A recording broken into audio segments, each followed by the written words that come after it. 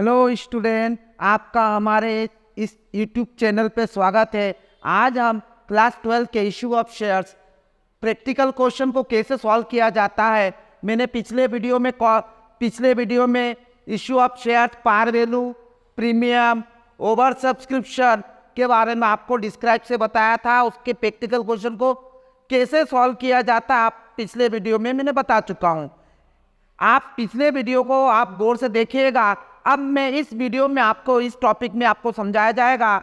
यदि ये वीडियो अच्छा लगे तो दोस्त के साथ शेयर कीजिएगा और हमारे ये वीडियो को लाइक कीजिएगा और चैनल को सब्सक्राइब करना मत भूलिएगा। तो चलें, सबसे पहले आते हैं कॉल्सिन एरियर। मैंने इसके भी वीडियोस की मीनिंग क्या होता है मैं उसके बारे में बता चुका हूँ। अब कॉल्सिन एरियर का मतलब होता है, जैसे मान लीजिए कोई कंपनी ने इशू किया, issue of shares 10,000 share issue किया है, 10 ईच। एप्लीकेशन टू अलॉटमेंट मान लीजिए 3, first call 3 and final call 2 rupees. ठीक है, ये क्वेश्चन दे रखा है। अब उसमें से बोल रखा है मोहन हु होल्ड 200, मोहन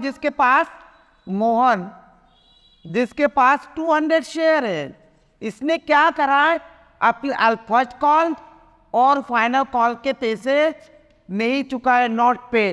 तो उसकी एंट्री क्या, इसको बोलते हैं कॉल्सिन एरर। कॉल्सिन एरर हमेशा ध्यान रखिए स्टूडेंट, आप लोगों को जब कोई व्यक्ति अपने शेयर इशू करता है, कंपनी शेयर इशू करता है, उसमें से कुछ शेयर होल्डर पेमेंट करने से मना कर देता है तो उसे कॉल्सिन एरर कहते हैं। इसी से रिलेटेड नेक्स्ट अगले लेसन में आपको फॉरफीचर ऑफ शेयर के बारे में डिस्क्राइब आएगा। तो ये कॉल्सिन एरर हमेशा ध्यान रखें।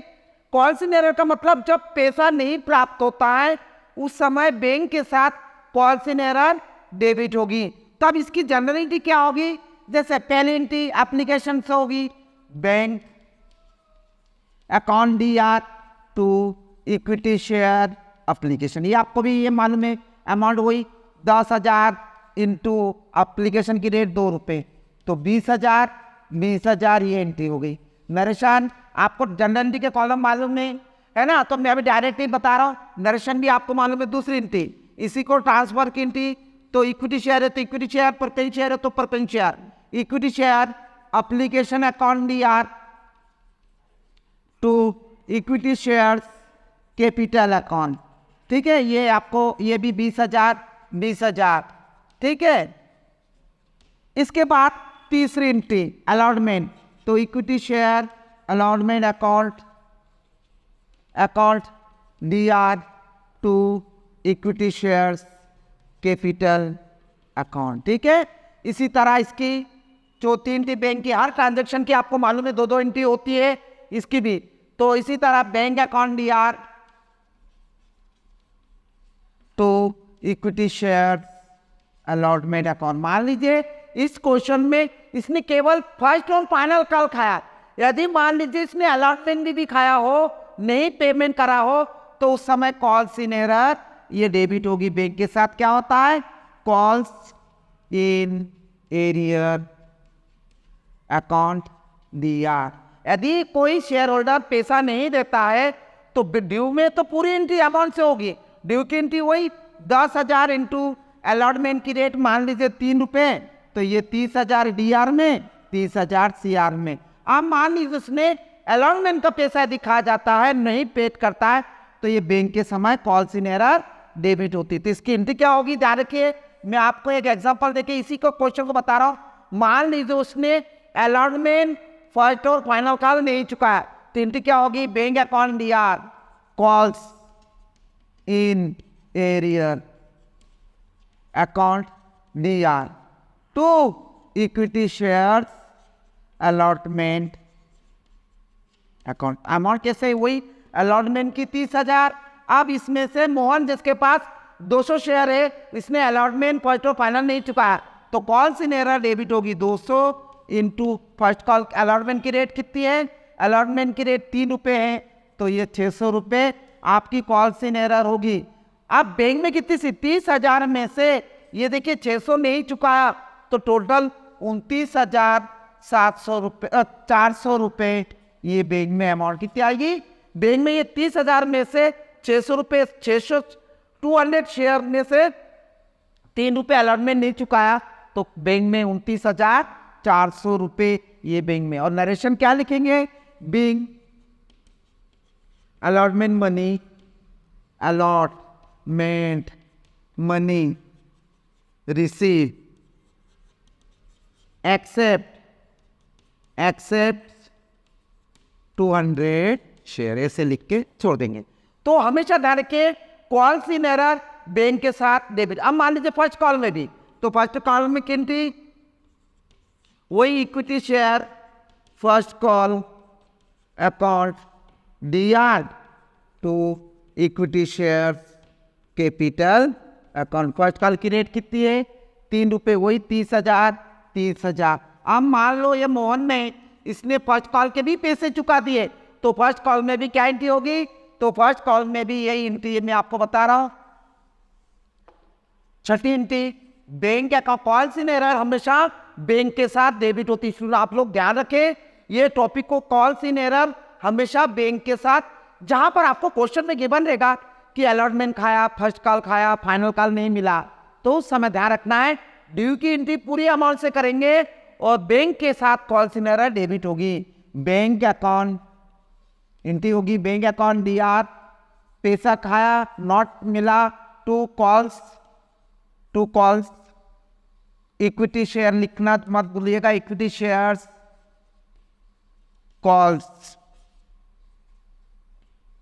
इन arrear account DR to equity shares first calls account. वही 30,000 और कॉल्स वही 200 शेयर है मोहन के पास, इसने फर्स्ट कॉल के ये भी 600 खा गए तो ये बैंक में भी ये माइनस करके 29,400 रुपये लिखेंगे। ठीक इसी तरह फाइनल कॉल में भी, तो ध्यान रखिए कॉल्स इन एरर बैंक के साथ डेबिट होती है। तो ये टॉपिक को आप स्पेशली ध्यान रखिए, इस वीडियो को आप अच्छी तरह से देखिएगा। इसके बाद मैं आपको बता रहा हूं कॉल्स इन एडवांस। देखिए कॉल्स इन एडवांस क्या होता है? कॉल्स इन एडवांस नाम से पता चल रहा है एडवांस रिसीव हो गया। क्या हो गया? एडवांस रिसीव हो गया। तो ध्यान रखिए कॉल्स इन एडवांस क्या होता है?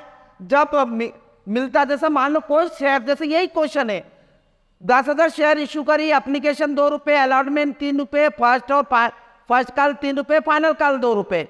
अब जो मोहन जो है शेयर होल्डर है जिसके पास मान लीजिए 1000 शेयर है, कितने? 1000 शेयर। इसने क्या करा? अलॉटमेंट के समय ही फर्स्ट कॉल और फाइनल कॉल के 2 रुपये, फर्स्ट कॉल के 3 रुपये और फाइनल कॉल के 2 रुपये, यानी 5 रुपये टोटल उसने अलॉटमेंट के समय दे दिए। तो देखिए कॉल्स इन एडवांस का मतलब होता है जब मिलता है, तो जब अपने फर्स्ट एंट्री हुई application account, bank account DR to application, फिर एप्लीकेशन DR टू कैपिटल। अब तीसरी एंट्री जैसे equity share allotment account DR to equity share capital account, वही 10,000 इंटू 3 रुपये 30,000। ठीक है, ये अलॉटमेंट की ड्यू की एंट्री तो सेम ही होगी। अब चौथी एंट्री मैंने बताया कॉल्स इन एडवांस जब मिलता है उस समय क्रेडिट होती है, तो बैंक के समय क्रेडिट होगी।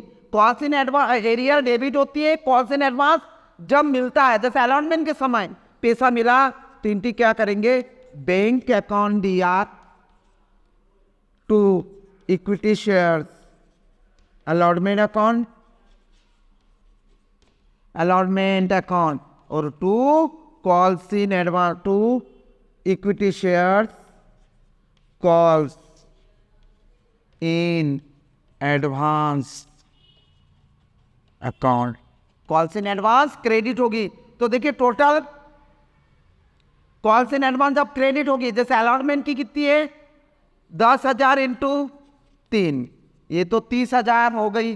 कॉल्स इन एडवांस कितनी है? 1,000 शेयर दे दिया, 1,000 वालों ने फर्स्ट और फाइनल का 3 रुपये और 2 रुपये, टोटल 5 रुपये से उसने दे दिए, तो 5,000 ये कॉल्स इन एडवांस क्रेडिट होगी। अब टोटल बैंक में कितनी मिलेगी? 35,000। ये बैंक में कितनी मिलेगी? 35,000 रुपये कॉल्स इन एडवांस जब मिलती है उस समय क्रेडिट होगी। अब इसने जो मोहन ने अलॉटमेंट के समय फर्स्ट और फाइनल दे दिया, तो उस समय तो एडवांस मिल गई, क्रेडिट हो गई। अब जब फर्स्ट कॉल में बैंक एंट्री करेंगे उस समय मोहन 1,000 शेयर से पैसा नहीं देगा, तो फर्स्ट कॉल में एंट्री 5वीं एंट्री तो वही करेंगे, equity share first calls account DR to equity share, D की एंट्री तो पूरी वही करेंगे, to equity share capital account. Amount वही, फर्स्ट कॉल की रेट कितनी है? 3 रुपये है, तो 30,000 ये लिख देंगे। अब बैंक में वो मोहन 1,000 शेयर से कम मिलेगा, क्योंकि उसने अलॉटमेंट के समय ही फर्स्ट और जब मिलता है उस समय क्रेडिट होती है और नेक्स्ट टाइम में डेबिट होती है। तो ये छठी एंट्री जब बैंक की एंट्री करेंगे उस समय वो पैसा कम देगा, तो बैंक अकाउंट DR। अब कॉल्स इन एडवांस क्या हो जाएगी? जब मिलता है क्रेडिट होती है, अब डेबिट हो जाएगी, तो लिखेंगे calls in advance account DR होगी। अब क्या मिलेगा? कब मिलेगा? To equity share first calls account. ठीक है, तो फर्स्ट कॉल में 30। अब कॉल्स इन एडवांस में वो 1,000 शेयर था मोहन के पास, 3 रुपये ज़्यादा दे दिए थे, तो 3,000 टोटल आपकी 27,000 बैंक में 27,000 आप कम मिलेगा, क्योंकि जब मिलता है उस समय क्रेडिट होती है, नेक्स्ट टाइम में डेबिट होते हैं। इसी तरह फाइनल कॉल में भी बैंक अकाउंट DR, कॉल्स के भी फाइनल कॉल का भी उसने उस समय दे दिया था, तो bank account DR calls in advance DR to equity share final call account. तो कॉल्स इन एडवांस के बारे में भी मैंने आपको इस वीडियो में बताया, आप थोड़ा इसको ध्यान से देखिएगा, तो अधिकतर एग्जाम में कॉल्स इन एडवांस से रिलेटेड आता है। अब आते हैं, ये देखिए मैं आपको बता रहा हूँ, ये मेन टॉपिक आपकी इशू ऑफ डिवेंचर में भी काम आएगा ये टॉपिक, और ये इशू ऑफ कप शेयर में भी काम आएगा। तो आप इसको आज इस टॉपिक को, एक तो ये कॉल्स इन एरियर और call issue of shares consideration other than case, इसका मतलब जैसे मान लीजिए कोई कंपनी कोई असेट खरीदती अदर कंपनी से कोई असेट खरीदती है और उसके बदले उस कंपनी का शेयर, अपनी कंपनी का शेयर दूसरों को दे देती है, तो उस समय कौन कौन सी जनरल एंट्री होती है, तो ये आप लोग ध्यान रखें। जैसे मैं आपको एक एग्जांपल देके बता रहा हूं,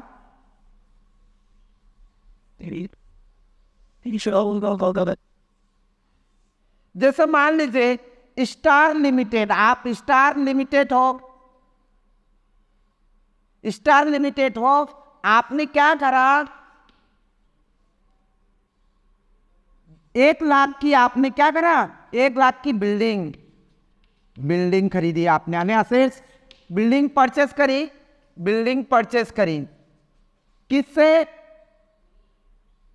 राजा लिमिटेड से। मान लीजिए राजा लिमिटेड से आपने परचेस करी और उसका पेमेंट आपने क्या करा, इश्यू करा। यानी आपने कंपनी राजा यानी स्टार लिमिटेड ने बिल्डिंग खरीदी, किससे खरीदी? राजा लिमिटेड से। तो राजा लिमिटेड को ये हो गई वेंडर। कभी कभी कंपनी का नाम नहीं दे रखा होता है तो उसके जगह पर आप वेंडर कंपनी लिख सकते हैं। तो आप स्टार कंपनी ने राजा से बिल्डिंग खरीदी, मशीन खरीदी, फर्नीचर खरीदी, कंप्यूटर खरीदी, जो भी एसेट परचेस करेगा आपको क्वेश्चन में दे रखेगा किससे करती है? राजा लिमिटेड से, और उसके बदले उसको शेयर दे दिए। क्या दे दिए? शेयर भी कंडीशन में देखिए 3 कंडीशन में होता है। एक पार वैल्यू पे देता है। क्या देता है? Par value. मतलब जैसे मान लीजिए 1 लाख शेयर है, 10 ईच से दिया है, तो पार वैल्यू मतलब सेम प्राइस 10 के हिसाब से दे दी, तो कितना शेयर देगा? 10,000। 1 लाख डिवाइडेड बाय 10, तो 10,000 शेयर देगा उसको। 10,000 शेयर इशू करेगा और एक शेयर की कीमत 10 ईच। एक तो ये। दूसरा कंडीशन ऐसे भी हो सकता है, ध्यान रखिए ये क्वेश्चन को, टॉपिक को ध्यान रखिए। प्रीमियम पे देते हैं, तो प्रीमियम पे कैसे निकालेंगे? जैसे मान लीजिए 1 lakh into 100 divided by premium. आपको मालूम है प्रीमियम प्लस होगी, डिस्काउंट घटेगी। तो मान लीजिए आपका एक शेयर की कीमत 10 ईच है, 10 रुपये प्रीमियम है, तो उसका 10 रुपये प्रीमियम है, तो 10 रुपये है प्लस प्रीमियम जुड़ेगी। तो प्रीमियम हमेशा ध्यान रखेगा तो आपको ये शेयर की कीमत आ जाएगी। अब मान लो तीसरी कंडीशन डिस्काउंट पे कराए, डिस्काउंट पे, तो डिस्काउंट क्या होगी, जैसे 1 लाख रुपए हैं, 1 लाख रुपए इंटू 100 और डिस्काउंट घटेगी, तो 100 में से जो भी रेट होगा, जैसे मान लीजिए 10 रुपये है और इसका डिस्काउंट मान लीजिए 2 रुपये 3 रुपये, तो 8 का डिवाइड करेंगे तो नंबर ऑफ शेयर आ जाएगा। अब इसकी एंट्री कैसे देखिए, ये जो आपने स्टार लिमिटेड आप कंपनी हो, आपने राजा लिमिटेड से 1 लाख की बिल्डिंग खरीदी, तो उसका पेमेंट आप या तो शेयर पार वैल्यू पे दिया, प्रीमियम पे दिया, डिस्काउंट पे दिया। ये नेक्स्ट वीडियो में भी काम आएगा, नेक्स्ट चैप्टर में भी काम आएगा। तो अब उसकी एंट्री कैसे करते हैं मैं आपको डिस्क्राइब करके बता रहा हूँ। तो देखिए जनरल एंट्री की कॉलम तो आपको मालूम है, ये 5 कॉलम होते हैं जनरल एंट्री के, बिना लाइन से आप सवाल नहीं करना है। Date, particulars, LF, DR amount और सीआर अमाउंट, जटल में ये 5 कॉलम होते हैं। अब देखिए मैंने बोला आप ये स्टार लिमिटेड, तो ऊपर लिखना चाहिए आपको इन द बुक्स ऑफ, क्या लिखेंगे, in the books of star limited, ऊपर आगे लिख सकते general entries, journal entries in the books of star limited, यानी आपकी कंपनी है। अब आपने क्या करा, बिजनेस खरीदा, बिल्डिंग खरीदी, मशीन खरीदी।